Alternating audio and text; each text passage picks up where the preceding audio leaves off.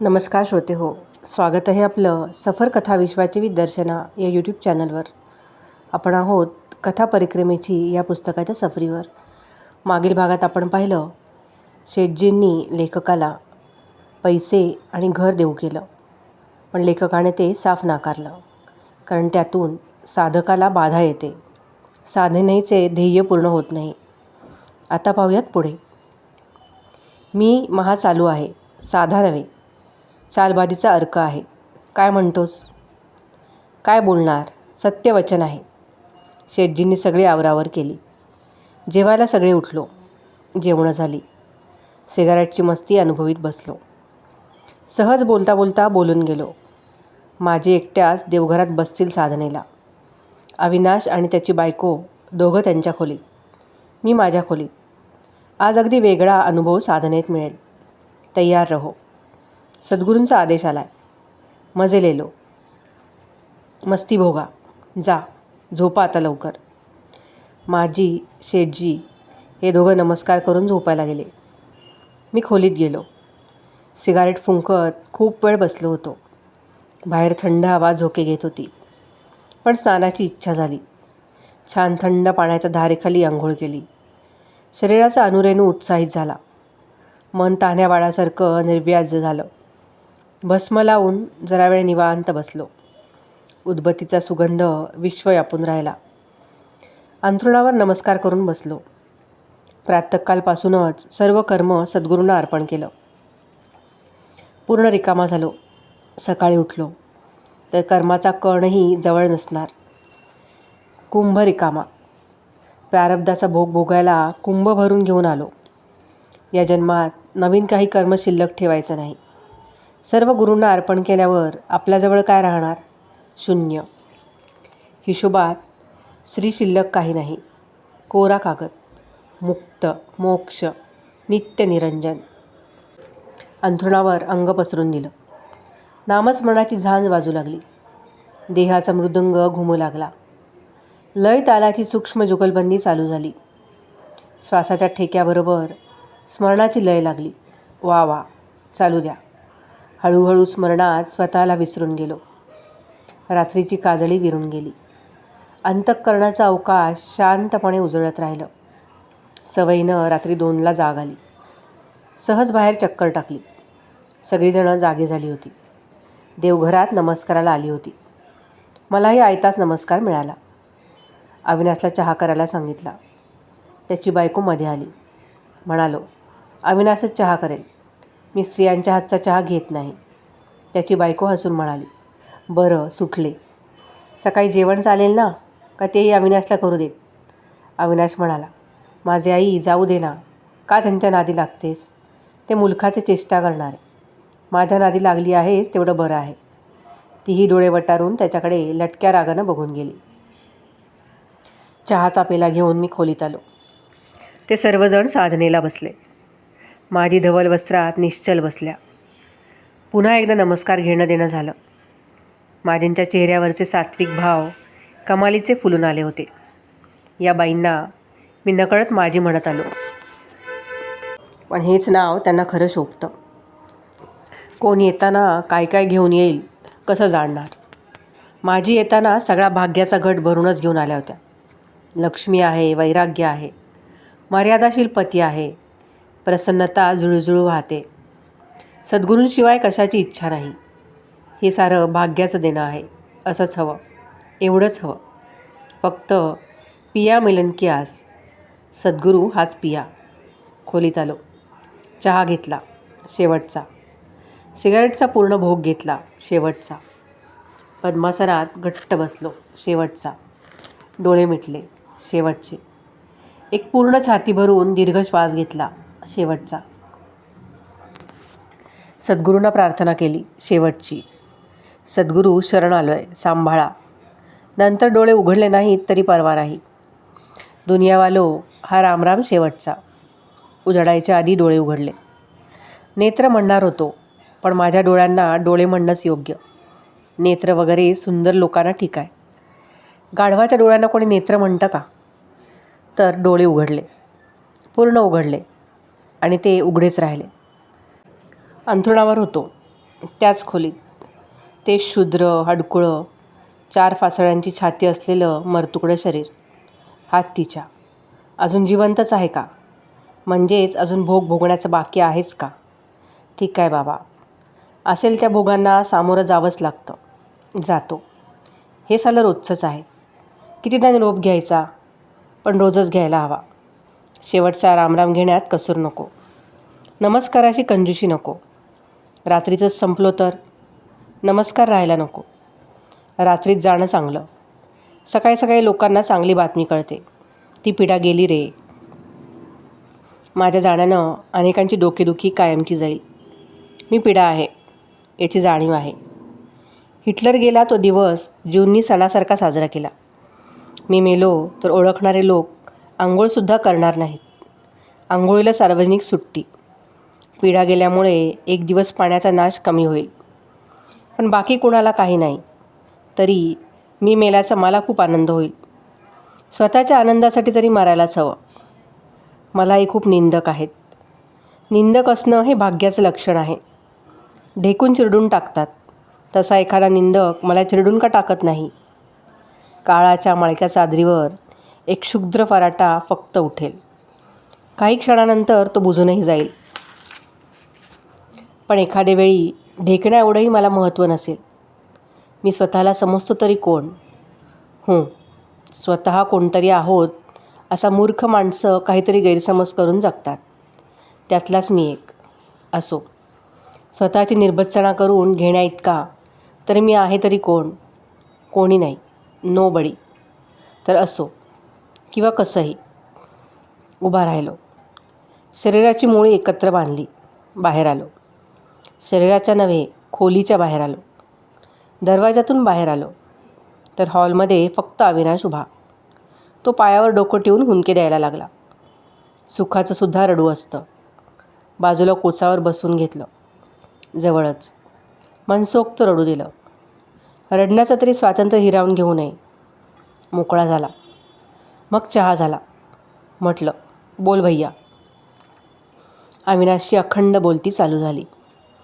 तुम्ही स्वामी बरोबर होतातच. रात्र होती, पण आकाश पूर्ण चंद्रांच्या तेजस्वी प्रकाशात उजळलं होतं. चांदण्यांची जत्रा भरली होती. चढ होता, पण हवेतल्या गारव्यामुळे दम लागत नव्हता. पायाखाली कधीकधी बारीक बारीक खडे लागत होते. झाडीची दाटी होती.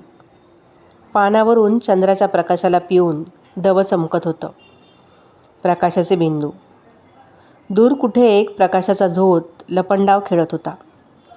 मग जवळ गेल्यावर समजलं की गुहेतला मशालीचा प्रकाश अंधाराशी झुंज घेत होता. बाजूला हिमालयाची उंच शिखरं ताट उभी होती. तुम्ही नेहमीप्रमाणे लंगोटीतच होता. माझ्या अंगावर धोती गुंडाळलेली. छातीभोवती शालीची ऊब. गुहेत सराईतपणे तुम्ही गेलात. पाठोपाठ मी. थोडा गोंधळलेला, उत्सुक, कुतूहलानं. नजरेनं सगळं दिसेल तेवढं बघत होतो. खूप आत गेल्यावर लख्ख प्रकाश दिसला. लख्ख प्रकाश, पण डोळे दिपवणारा नाही. सौम्य, मोत्यांच्या तेजासारखा. आतून 2 साधू बाहेर आले. मी चकित झालो. मी एकाला ओळखलं. अहो, मीच होतो तो. मग मी त्याला ओळखणारा कोण होतो? दुसरा साधू हसला. तो म्हणाला, ये अविनाश, ही आपली शेवटची भेट. तू आलास की मी जाणार. स्वामीजींना जे काम दिलं आहे त्यांना मदत करायला मला जावं लागणार आहे. जावंच लागणार आहे. पण अजून थोडा अवकाश आहे. स्वामी पुन्हा इथे येणार आहेत. ते आले की त्यांच्याबरोबर जाईन. बसा स्वामी.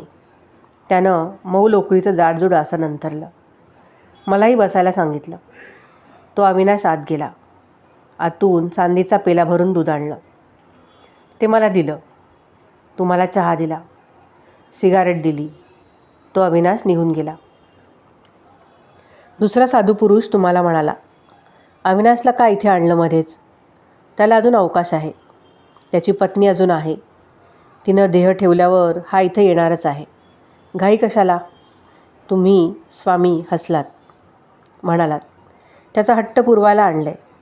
बायको, प्रपंच, शाश्वत काही नाही याची त्याला आठवण असावी म्हणून आणलं आहे.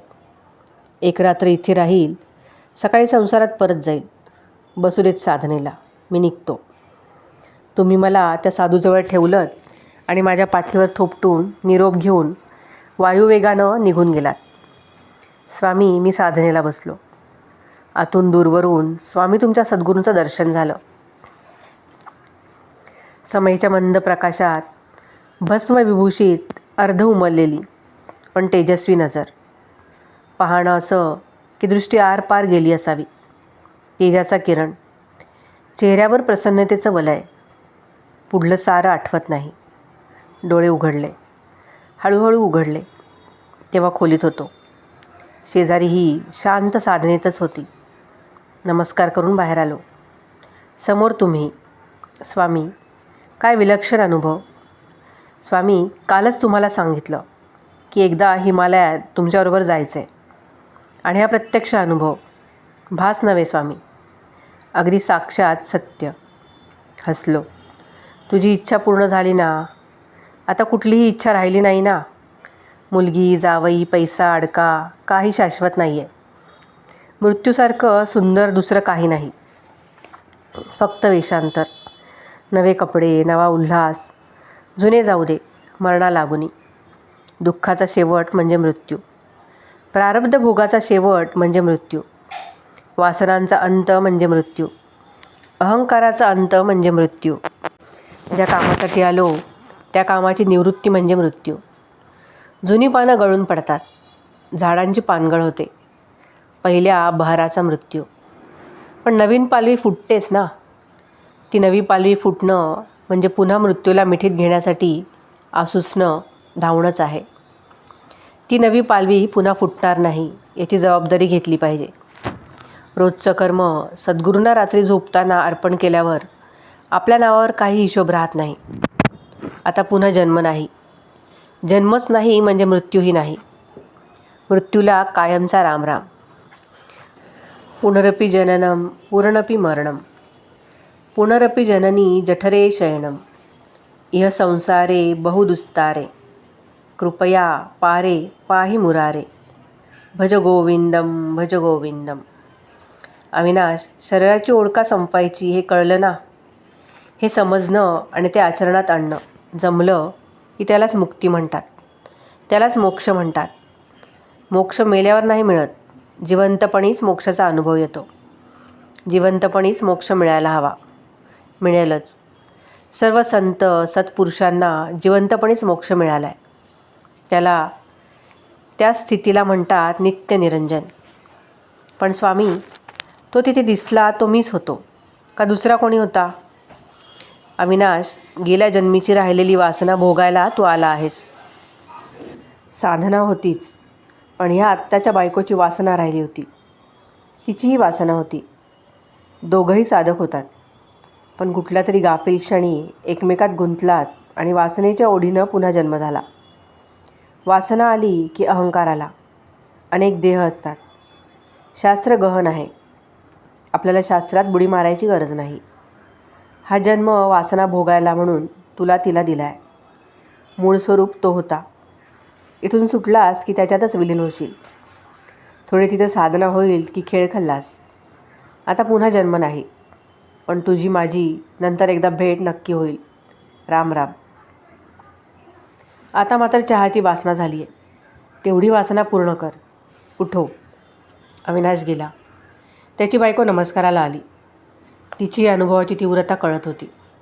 पण गप्प बसलो. तिनेही हुंदका दिला. पण तिला म्हणालो, आत्ता नको, बोलू नंतर. तीही गेली आणि माझी नमस्काराला आल्या. त्यांनी नमस्कार केला. मीही त्यांना केला. त्या संकोचल्या. म्हणाल्या, स्वामी, तुम्ही का नमस्कार करता? बरं नाही वाटत आपला नमस्कार घ्यायला. आपल्यापुढे मी नमस्कार करते, कारण आपले आशीर्वाद मिळावेत ही इच्छा असते. तुम्ही नमस्कार नका करत जाऊ. कृपा करा स्वामीजी. हसायला आलं मला. माताजी, आपला अधिकार काही कमी नाही. आपल्याला नमस्कार करायलाच हवा. आणि नमस्कारासाठी जो वाकत नाही त्याचा अहंकार वाढेल. जो नमस्कार करीत नाही, झुकत नाही, त्याला काय मिळणार? झुकायची सवय हवी. जो झुकेल त्याला सर्व मिळेल. नमस्कार केला की आशीर्वाद मिळतो. हजारदा असे आशीर्वाद मिळतात. तेव्हा त्याचा उपयोग होतोच. बोललेल्या शब्दांचा वातावरणात प्रभाव राहत असतो. म्हणून नेहमी चांगलंच बोलावं असं म्हणतात. अविनाशची बायकोही येऊन बसली. म्हणालो, आपल्या संस्कृतीत सगळं आशावादी बोलावं असं म्हटलं आहे. कुंकू पुसलं गेलं की स्त्रिया म्हणतात कुंकू वाढलं आहे. बांगड्या फुटल्या चुकून तर म्हणतात बांगडी वाढली आहे. इतर धर्मात माणूस मेल्यावर काळे कपडे घालून सुतक करतात. आपण 13व्या दिवशी श्राद्ध करून गोडाचं जेवण करतो, हसतो, 4 गोष्टी मृताच्या बोलून हसत खेळत सुतक साजरं करतो. चला, आलेला गेला, त्याचं फक्त प्रेम आठवूया. कोणासाठी कोणी किती रडावं. मरे एक, त्याचा दुजा शोक आहे. तोही पुढे मृत्यूच्या मार्गावर जाणारच आहे. मृत्यूचा शोक नको, मृत्यूचं स्वागत करता आलं पाहिजे. Think always positively. एक जीव यातनेतून सुटला. लाखो रुपयांचा खर्च कराल, औषधं द्याल, पण रोगी शरीराच्या वेदना कोणी दुसरा सहन नाही करू शकत. त्याचा तिळातिळाने होणारा मृत्यू म्हणजे वेदनेचा, दुःखाचा, सहनशीलतेचा अंत झाला याचं समाधान वाटायला पाहिजे. सुटला बिचारा यातनांच्या पंजातून. कोणीतरी जात असतो, त्याचवेळी कोणीतरी पृथ्वीवर जन्म घेत असतो. जन्माचाही आनंद साजरा करावा. माझी आणि अविनाशची बायको ऐकतायत बिचाऱ्या. माझी बडबड थांबत नाही आहे. माझी म्हणतात, स्वामी, विलक्षण अनुभव आला. आठवलं की अंगावर आनंदाचे शहारे येतात. पण त्या अनुभवाला मी भास नाही म्हणणार. अगदी प्रत्यक्ष सगळं अनुभवलं आहे. केवढी तुमची कृपा स्वामी. शेठजी म्हणजे गेल्या जन्मीचे माझे मित्र आहेत. मला आश्चर्य वाटलं. हे कसं शक्य आहे? पण ते खरं आहे. स्वामीजी, अर्थात त्या नात्याचा आता काही संबंध नाही, पण तो मैत्रीचा अनुभव आजही मी घेते. लग्न झाल्यापासून आजपर्यंत त्यांनी मला एकदा स्पर्श केला, जवळ घेतलं, पण मी नापसंती दाखवल्यावर त्यानंतर स्पर्श नाही. शेठजी माझ्यासाठी परमेश्वर आहेत, पण तुमच्यामुळे अविनाश आणि त्याची बायको या घरात मुलांसारखी आली आहेत. गेल्या जन्मीची ही माझी मुलगीच आहे. अविनाश आणि ती, आम्ही सगळे एकाच आश्रमात होतो. साधनेची उच्च अवस्था अनुभवली होती.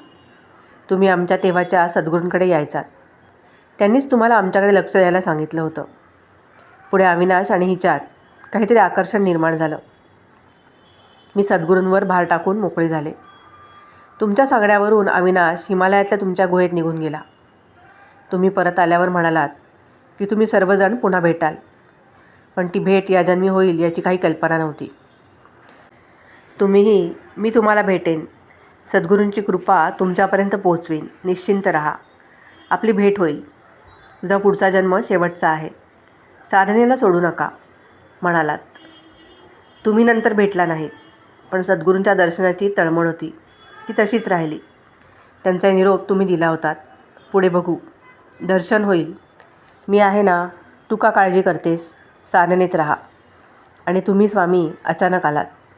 या जन्मात भेटलात. सद्गुरूंनीही दर्शन दिलं. पायावर डोकं ठेवून मी खूप वेळ बसले होते. त्यांचा प्रत्यक्ष हात माझ्या डोक्यावर होता. खूप वेळ होता. खूप समाधान झालं स्वामी.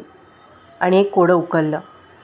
तुम्ही पद्मासनात बसलेले असता, कपाळ फरशीवर टेकलेलं असतं. त्यावेळी सद्गुरूंच्या पायांवर तुमचं डोकं असतं आणि त्यांचा हात तुमच्या डोक्यावर असतो. किती विलक्षण समाधान असतं त्यावेळी.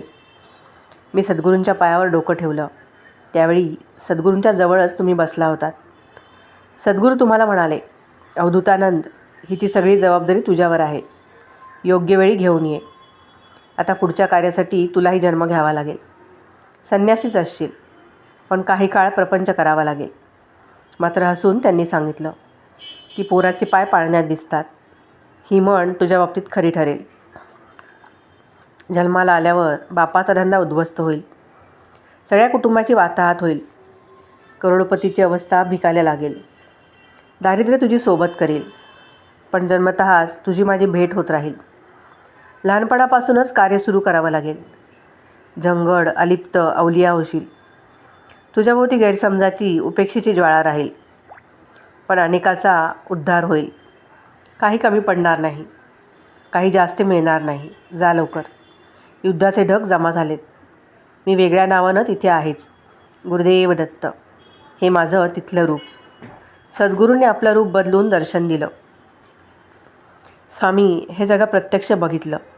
आणि तुमचं कोडं उलगडलं. केवढी तुमची कृपा, या जीवांचा उद्धार केलात. आमचा जन्म धन्य झाला. स्वामी, तुम्ही पैसा, घरदार, प्रतिष्ठा का नाकारली हे समजलं. तुमचं असं विक्षिप्त वागणं समजलं. धन्य आहे स्वामी. मी कधी जाणार तिकडे हेही समजलं. सगळी जीवाची तडफड थांबली आहे. आता काही नको, कसली अपेक्षा नाही.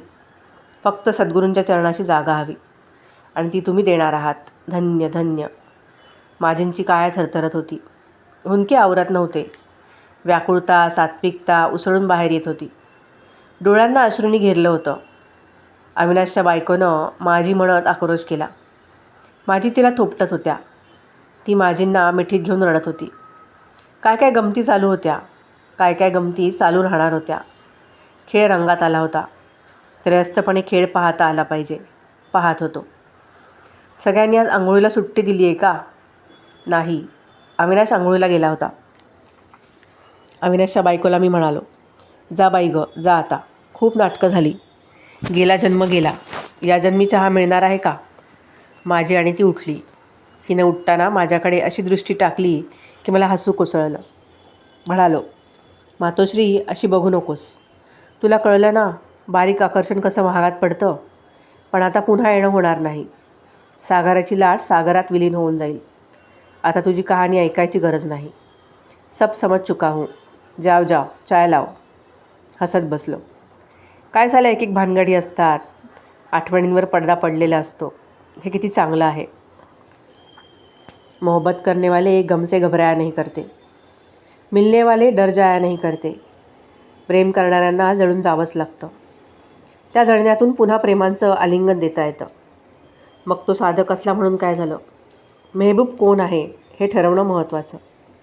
तो परमेश्वरच मेहबूब असला तर त्याच्या आगीतही जळावं लागतं. पण त्या जळण्यातून सोनं शुद्ध होतं आणि शरीर प्रेमात जळणाऱ्याला पुन्हा वासना देहात जन्म घ्यावा लागतो. कुठला प्रियकर हवा हे ज्याच्या त्याच्या विवेकावर अवलंबून आहे. चहा आला. सिगारेट जवळ केली. घरात सगळे आपापल्या कामाला लागले. पण आता प्रत्येकाची स्वतःकडे आणि दुसऱ्याकडे बघण्याची नजर बदलली होती. पडदा वर गेला होता. रंगमंच उघडा होता. आपली भूमिका समजली होती. संवाद फक्त बोलायचे. भूमिकेशी तादात्म्य व्हायचं नाही. भूमिकेशी एकरूप झालं की दुःख होतं. त्रयस्थपणे भूमिका करावी. भावनेचं प्रदर्शन करावं. भावनावश होऊ नये. रंगमंचाच्या मागे वेगळं जग आहे. पुढे वेगळं जग आहे. याची जाणीव ठेवावी. अखंड चित्त सावधान असावं. एकच प्यालातली दुर्दैवी सिंधू असो की दुसऱ्या दिवशी श्रीमंती शालू पैठणीतली रुक्मिणी असो, भूमिका करणाऱ्यांनी भानावर असावं. रंगमंचावर हे सोंग आणायचं आहे. आपण वेगळे आहोत याचं भान ठेवलं पाहिजे. ठेवलंच पाहिजे. नाहीतर फजितीची वेळ येते. खोट्या दुःखात माणूस परिस्थितीच्या आगीत जळत राहतो. खोट्या श्रीमंतीची माजुरी अंतिम क्षणी दुःखात होरपळून काढते. तोल सांभाळता आला पाहिजे. त्यालाच विवेक म्हणतात. गीतेत श्रीकृष्णाने सांगितलं आहे, बुद्धीनं विचार करून विवेकानं वागा, नाहीतर अविवेकानं आयुष्याचा नाश होईल. सगळं विस्कटून जाईल, उद्ध्वस्त होईल. खेळ खल्लास. अविवेकानं आयुष्याला सूड नका लावू. नाहीतर माझ्यापाशी शरण या. माझ्या इच्छेशिवाय झाडाचं पानही हलत नाही, अशी श्रद्धा ठेवा. बुद्धी जिथे थांबते तिथून पुढे श्रद्धेचा प्रांत चालू होतो. शरण आलात तर मी सांभाळेन. मी तुमचा विधाता होऊन तुम्हाला तारून नेईन. कर्तेपणा घेऊ नका. मला कर्तेपणा द्या. तुम्हाला मिठीत घेऊन एकरूप होऊन जाईन. त्यालाच म्हणतात नित्यनिरंजन. आज मनात आलं, बस झालं. आता सुटावं इथून. खूप झालं. जे काम सोपवलं होतं सद्गुरूंनी ते पार पडले. आता मुक्काम हलवावा. डेरा उठावा बेटा. चांदीच्या पेल्यातून चहा पिण्याचं नाटक खूप झालं. आपला नेहमीचा कान तुटका कप चांगला. जे नेहमी मिळणार आहे त्याची सवय सोडू नये. आणि वरचं भांडं महत्त्वाचं नाही. भांड्यात काय आहे हे महत्त्वाचं. वेळ किती झाला हे कळालं म्हणजे झालं. घड्याळाची किंमत किती महत्त्वाची. आंघोळीला उठलो. मनाची भानगड नाही. अंग बेसाळायला हवं ना. साबण फारसा अंगाला लावत नाही. कशाला लावायचा. अंगावर मळ राहिला तर काय हरकत आहे.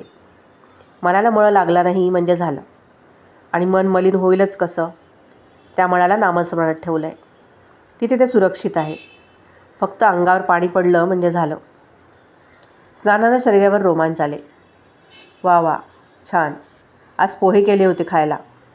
आधी पोटोबा प्रसन्न, मग मानस पूजेला बसलो. डोळे मिटले. थेट गंगेतच स्नानाला उतरलो.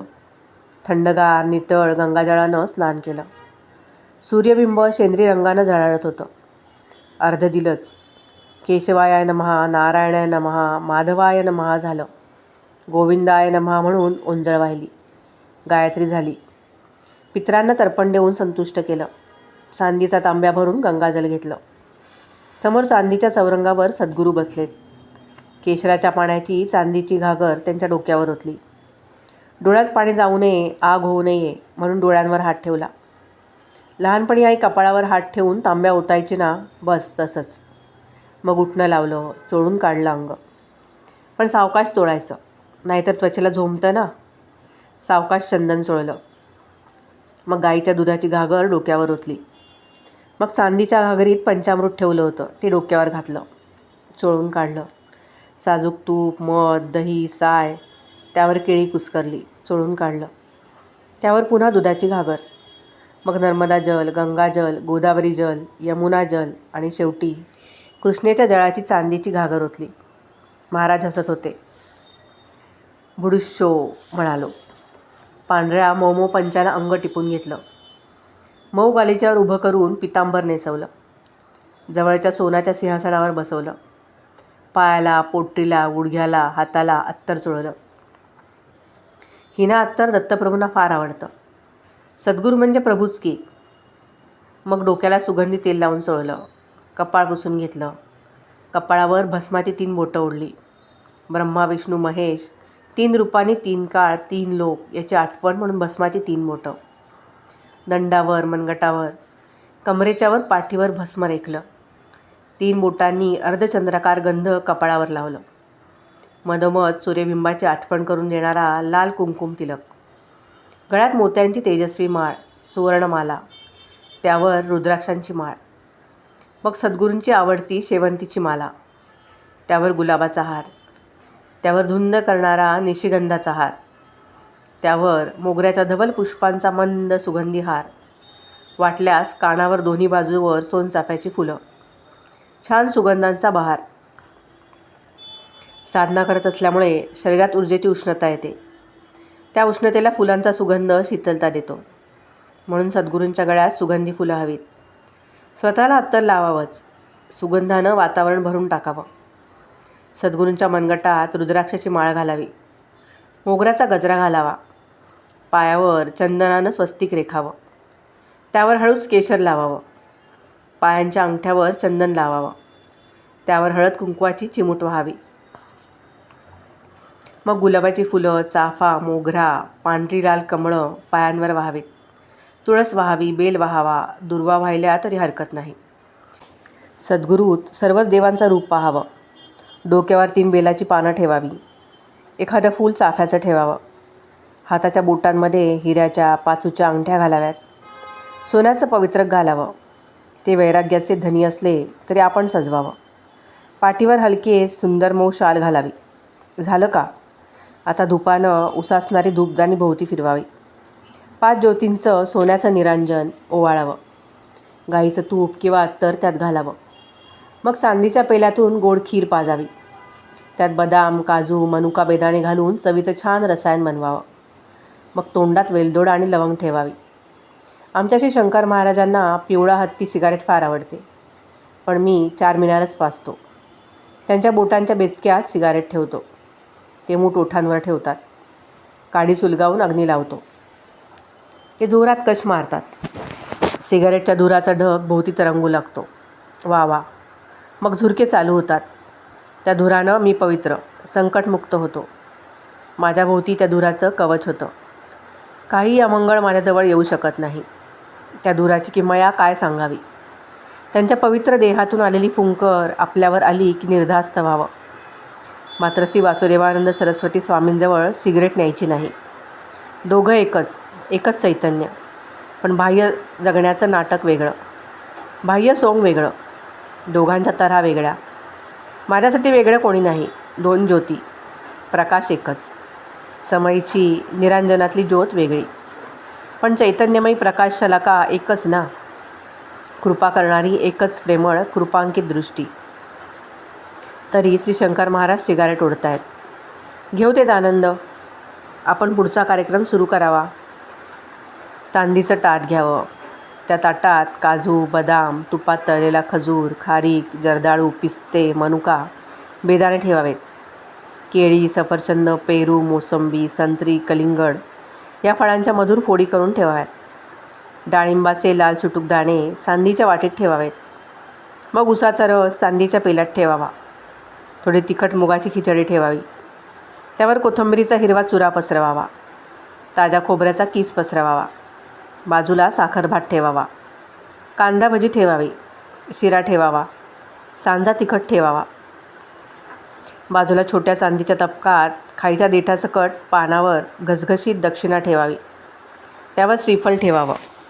त्रयोदशगुणी विडा ठेवावा. त्यांना प्यायला सुगंधी गुलाब पाकळ्यांचं निर्मल जल ठेवावं. अन्नावर तुळशीपत्र ठेवावं. आता काय राहिलं? गडबडीत काहीतरी विसरायला होतं. एकदा नीट पाहावं. मग त्यांच्या पायावर डोकं ठेवावं. पायांवर हातही ठेवावे. प्रार्थना करावी. महाराज शरण आलो आहे, सांभाळून घ्या. अपराध क्षमा करा. मग ते आपल्या डोक्यावर आशीर्वादाचा हाताचा तळवा ठेवतील. पाठीवर थाप मारतील. कमंडलूतून 3दा चरणरच देतील. हातावर प्रसादाचा पेढा ठेवतील. त्यांची भेदक नजर आपल्यातील मालिन्य जाळून टाकील. आपल्यावर कोणी काही अभद्र मंत्र टाकला असेल तर जळून जाईल. त्यांचं प्रसन्न मुखदर्शन घेत 10 प्रदक्षिणा घालाव्यात. पुन्हा पायांवर डोई ठेवावी. त्यांच्या पायांवर घालून स्वतःला पूर्ण शरणागत करावं. आईच्या कुशीत शांत निर्धास्त झोप लागावी तसं मिटून जावं नित्य निरंजन. या असल्या सद्गुरूंना डोळे भरून पाहणं केवढं भाग्याचं. हा युगायुगाचा भनंग योगी दर्शन घेतल्यावर आपल्यालाही त्याच्यासारखाच घडवतो. वेडाची लहर आपल्या मस्तकात भिनू लागते. त्याचं वेड लागलं की जगाचं भान कोणाला राहील? वेड लागल्याशिवाय शहाणपणा येत नाही. शीर्षासन घालून पाहिल्यावर हे जग सरळ दिसू लागतं. इथलं सर्व विपरीत आहे. अविनाश म्हणाला, स्वामी काही बोला ना. श्रोते हो, आजच्या भागात इथेच थांबूयात. पुढे घडणाऱ्या गोष्टी ऐकण्यासाठी भेटूयात पुढील भागात. कथा ऐकायला आवडत असतील तर नक्कीच लाईक, शेअर आणि कमेंट करावी. आता ह्या पुस्तकाच्या शेवटाकडे आपण जाणार आहोत. तर यापुढे कोणतं पुस्तक तुम्हाला ऐकायला आवडेल हे देखील कमेंट करून सांगावं.